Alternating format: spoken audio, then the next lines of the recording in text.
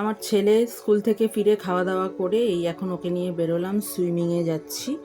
তো এখন ও পুলে নেমে গেছে। তারপর বাড়ি ফিরে এসে একটু চা নিয়ে বসলাম, এটা খুব শান্তির সময়। এদিকে এখন প্রিন্সের টিচার এসে পড়েছে, ও পড়াশোনা করছে টিচারের কাছে।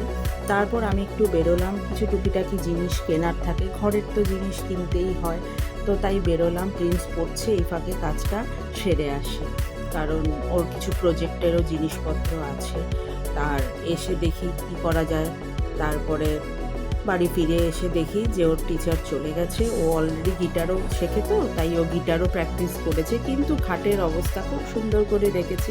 এবং আমি এই জিনিসটা একেবারেই দেখতে পারি না, তাই এগুলো সব গুছিয়ে নেই। আবার কালকে সকালেই প্রিন্সের স্কুল আছে, বই গুছাতে হবে।